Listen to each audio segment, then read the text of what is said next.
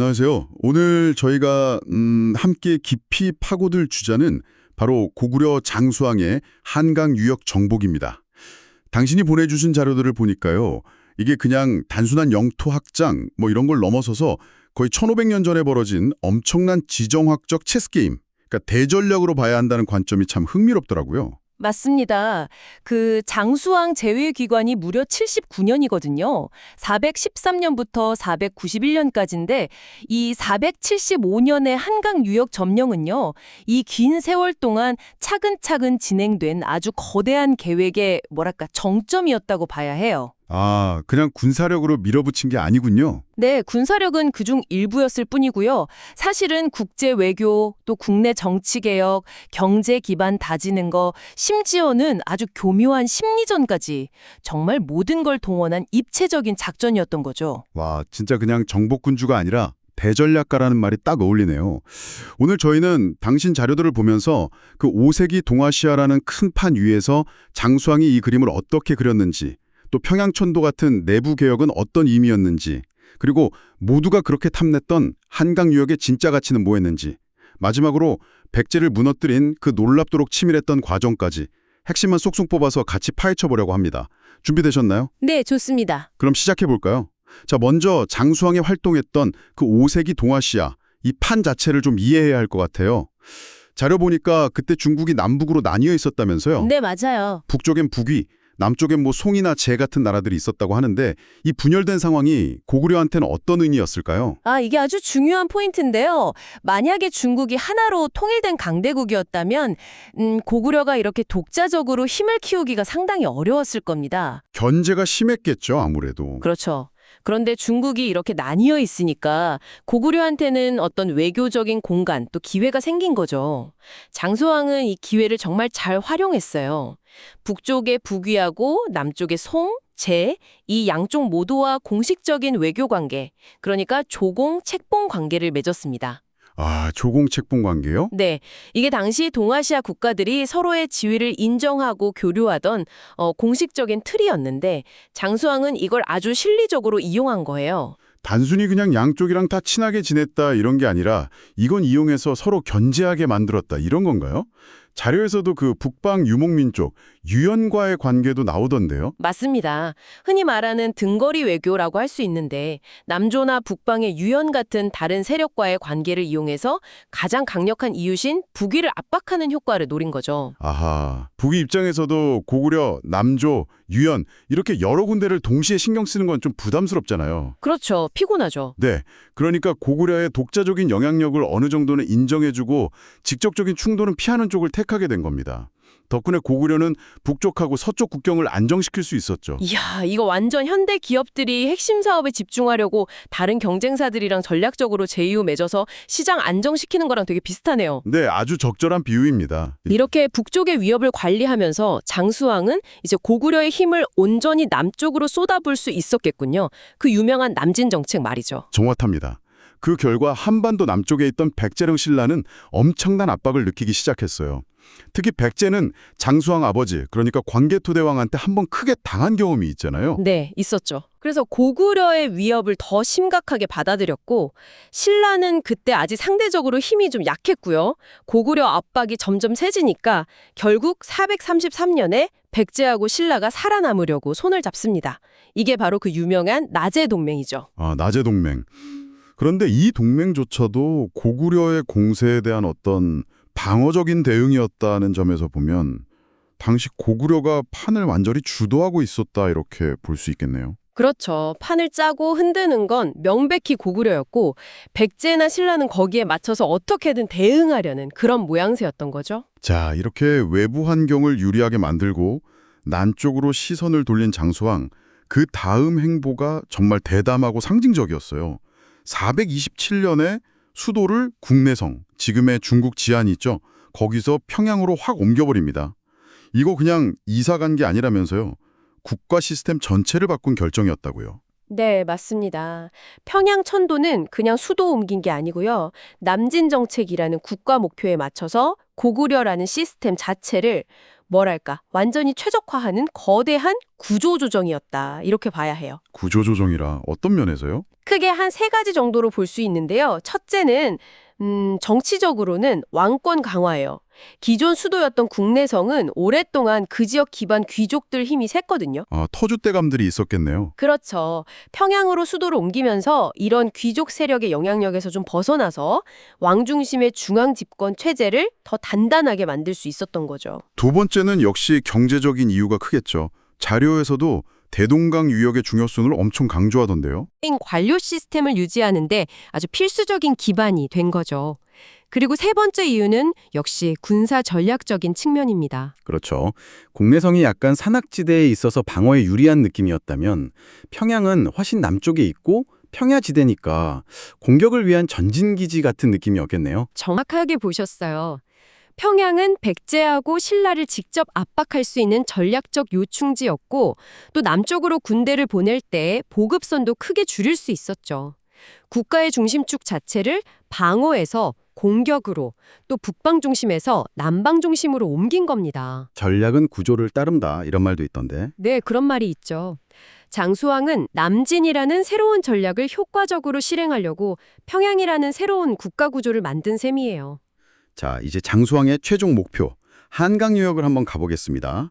예나 지금이나 한반도의 심장부라고 불리는 곳인데 장수왕은 왜 그렇게 한강 유역을 차지하려고 했을까요? 그냥 땅이 넓고 비옥해서? 물론 그 경제적인 가치가 어마어마했습니다. 한강 유역은 지금도 그렇지만 예전에도 한반도 최고의 곡창지대였고 인구도 많이 살 수 있는 곳이었죠. 여기를 차지하면 고구려 경제력은 확 올라가고 반대로 경쟁자인 백제의 경제 기반은 완전히 무너뜨릴 수 있는 거예요. 일석이조네요. 그렇죠. 근데 그게 다가 아니에요.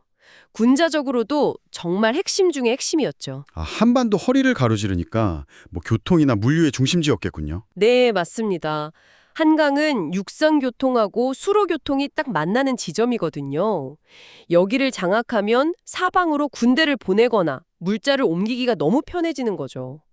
옛날 주요 길들은 거의 다 한강 유역으로 통했어요.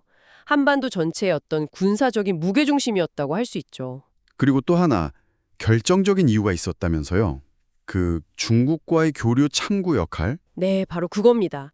한강 하구를 통해서 황해, 서해 바다로 나가면 중국 남조 왕조들하고 직접 교류할 수 있는 독자적인 해상 루트가 열리는 거예요. 아, 바닷길이 열리는군요. 네, 이게 백제한테는 거의 국가의 생명줄 같은 거였고 또 동남쪽에 좀 치우쳐 있던 신라한테는 외부 세계로 나갈 수 있는 거의 유일한 통로였거든요.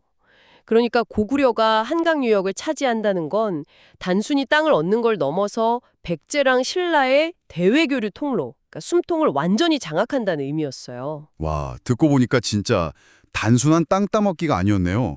경제, 군사, 외교 모든 면에서 한반도 전체 판도를 좌우하는 핵심 플랫폼을 장악하려는 시도였다. 이렇게 볼 수도 있겠는데요. 그거 아주 정확한 비유입니다. 요즘 IT 기업들이 운영체제, OS나 핵심 기술 생태계 장악하려고 경쟁하는 거랑 진짜 비슷하게 들려요. 네, 맞아요. 한강이라는 플랫폼을 지배하면 경제적인 흐름, 앱스토어 수수료처럼요. 군사적인 이동, 물류 네트워크 통제 같은 거, 또 외교 채널, OS 호환성 문제처럼 이걸 다 컨트롤할 수 있게 되는 거예요. 장수왕은 한강 유역을 차지해서 고구려를 한반도의 새로운 운영체제로 만들고 다른 플레이어, 그러니까 백제나 신라가 그 시스템 안에서 고구려 영향력 아래 움직이도록 만들려고 했던 거죠. 이야, 정말 대단한 발상인데요. 이렇게 중요하고 전략적인 목표인 한강 유역을 장수왕은 그럼 어떻게 손에 넣었을까요? 자료를 보면 그냥 군대를 우르르 밀고 내려간 게 아니라 아주 치밀한 사전 작업이 있었다고 하던데요. 여기서 그 유명한 스파이 승려 도림 이야기가 나오는 거죠. 네, 여기서 이제 장수왕의 그 치밀함이 아주 잘 드러납니다. 그는 백제 계로왕의 치명적인 약점, 그러니까 바둑에 너무 빠져 있다는 걸 정확히 파악했어요. 아, 바둑이요? 네, 그래서 바둑 고수인 승려 도림을 일부러 백제의 거짓으로 망명시킵니다. 도림은 그 뛰어난 바둑 실력하고 또 지혜로 금방 계로왕의 총애를 받아서 최측근 고문 자리까지 올라가죠. 일단 신뢰를 얻는 데는 성공했군요. 그 다음은 어떻게 했나요? 그 신뢰를 바탕으로 도림은 계로왕한테 백성들 살림살이하고는 아무 상관없이 막 거대한 궁궐 짓고 또 선왕들 무덤 화려하게 꾸미고 이런 엄청난 비용이 드는 대규모 토목공사를 계속 부추깁니다. 뭐 큰 나라 위상에 걸맞게 해야 한다 이런 식으로요. 왕의 허영심을 자극한 거네요. 네, 그렇죠. 근데 이게 단순히 왕 기분 좋게 해주려는 게 아니라 백제 재정을 완전히 바닥내고 백성들을 끝없는 강제 노역으로 지치게 만들어서 내부에서부터 국력을 갉아먹으려는 아주 고도의 심리전이자 경제 파괴 공작이었던 거죠. 삼국사기 기록에도 창고가 텅 비고 백성들이 공궁해져서 나라의 위기가 마치 알을 쌓아놓은 것처럼 위태로웠다. 누란지위라고 하죠. 그런 표현이 나온다면서요.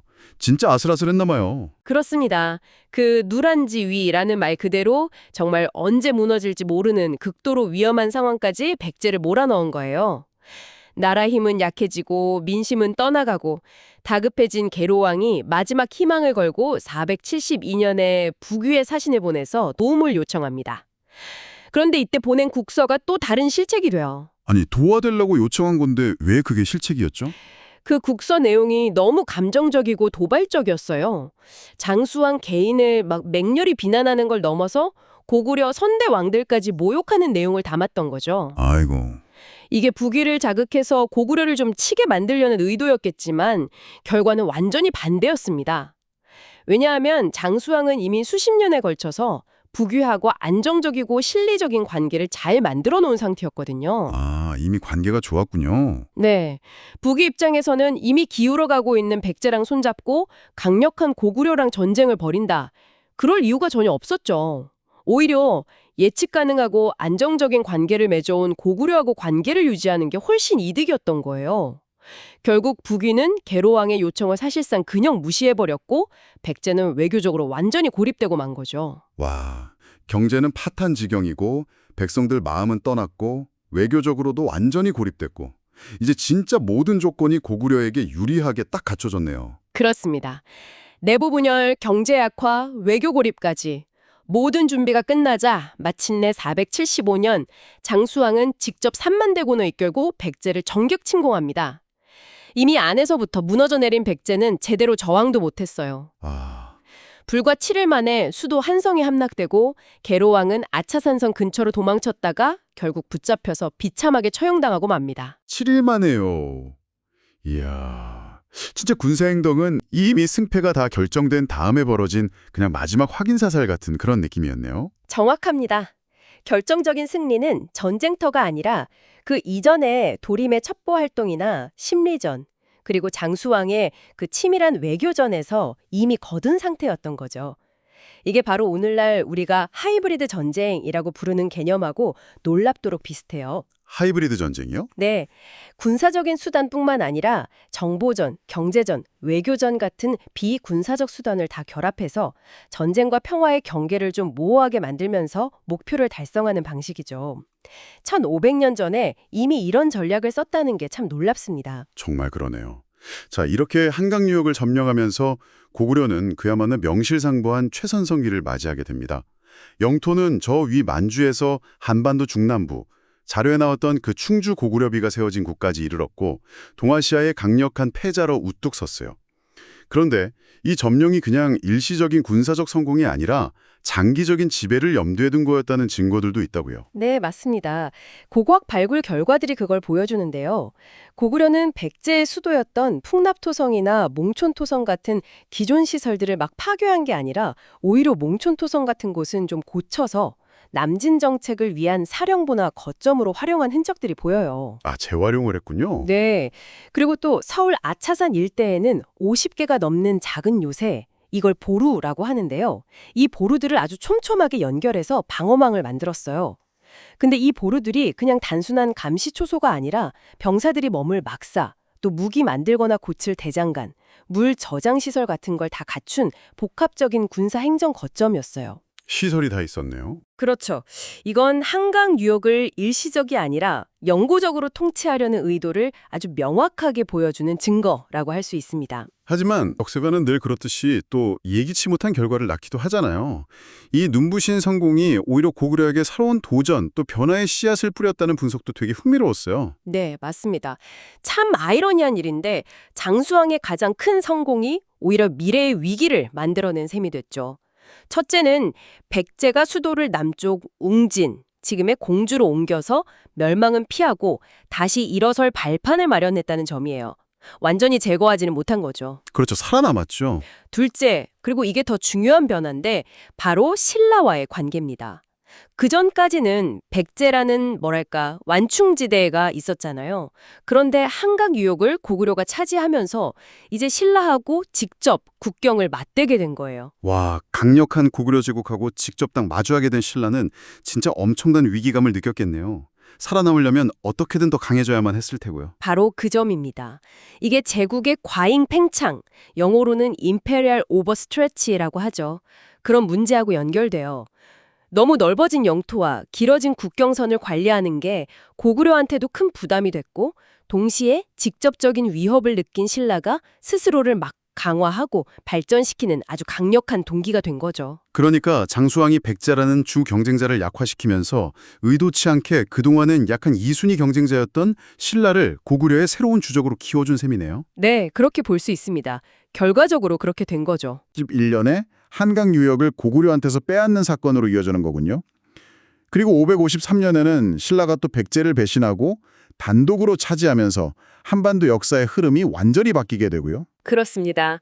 고구려의 그 최대 성공이 역설적으로 신라의 부상과 한반도 내 세력 균형의 변화를 촉발했고 결국 훗날 신라가 삼국을 통일하는 아주 결정적인 발판을 마련해준 셈이 된 겁니다.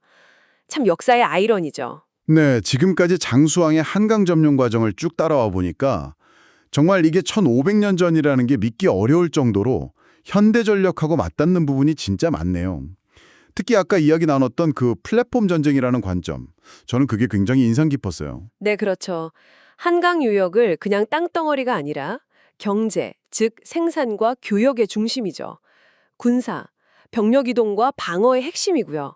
또 외교, 대중국 교류 채널, 이 모든 걸 다 아우르는 핵심 플랫폼으로 인식하고 이걸 장악하려고 했다는 점은 정말 현대적인 시각이에요. 플랫폼을 지배하는 자가 그 생태계의 규칙을 정하고 가장 큰 이익을 얻는다. 이 원리는 뭐 예나 지금이나 똑같네요. 네, 변함이 없죠. 이 플랫폼 전략 말고도 장수왕의 성공에서 우리가 배울 수 있는 핵심 교훈은 뭘까요? 가장 중요한 것은 역시 통합적 국가 경영으로서의 대전략이라는 개념일 것 같아요. 장수왕의 성공은 어느 한 분야만 잘해서 된 게 아니거든요. 아, 그렇죠. 네, 외부 위협을 관리하는 외교, 내부 권력을 단단히 하는 정치, 또 국가 운영의 기반이 되는 경제, 상대방을 미리 약화시키는 정보전, 심리전, 그리고 결정적인 순간에 사용된 군사력까지 이 모든 요소가 하나의 목표 아래 수십 년에 걸쳐서 아주 치밀하게 계획되고 또 조율되었기 때문에 가능했던 승리였습니다. 아, 그러니까 진정한 의미의 전략이라는 건 단순히 군사작전 계획 이런 게 아니라 국가의 모든 역량을 다 동원하는 어떤 종합예술 같다. 이런 말씀이시네요. 네, 그렇습니다. 장기적인 비전과 목표를 딱 세우고 그걸 달성하기 위해서 쓸 수 있는 모든 자원과 수단을 통합적으로 활용하는 것. 이게 바로 장수왕이 우리에게 보여주는 시대를 초월한 지혜가 아닐까 생각합니다. 네, 오늘 장수왕의 한강 유역 정복이라는 역사적 사건을 통해서 그 전투 기록 너머에 숨겨져 있던 깊고 치밀한 전략의 세계를 함께 탐험해봤습니다. 외교, 정치, 경제, 정보전, 군사력까지 모든 걸 아우르는 그의 접근 방식은 정말 오늘날에도 여전히 놀라움을 주네요. 당신이 공유해주신 자료 덕분에 이 흥미로운 여정을 함께 할 수 있었습니다. 네. 그의 사례는 가장 중요한 승리는 종종 실계 전투가 벌어지기 훨씬 전에 외교 테이블에서 아니면 국가 시스템을 개편하는 과정에서 또 때로는 상대방의 마음속에서 먼저 이뤄진다는 걸 아주 명확히 보여주죠. 네. 권력의 본질이라든지 장기적인 안목의 중요성, 그리고 통합적인 전략의 힘에 대해서 다시 한번 생각해보게 만드는 것 같습니다. 네, 오늘 이야기가 당신에게도 깊은 울림을 주었기를 바랍니다. 마지막으로 이 질문을 한번 당신께 던져보고 싶습니다. 당신의 삶이나 당신이 추구하는 목표에서 당신만의 한강 유역은 과연 무엇인가요? 그리고 그것을 얻기 위해서 당신은 어떤 통합적인 전략을 구상하고 또 실행해 나갈 수 있을까요? 1500년 전 장수왕의 이야기가 오늘 당신의 전략적 사고에 작은 영감을 줄 수 있기를 기대해 봅니다.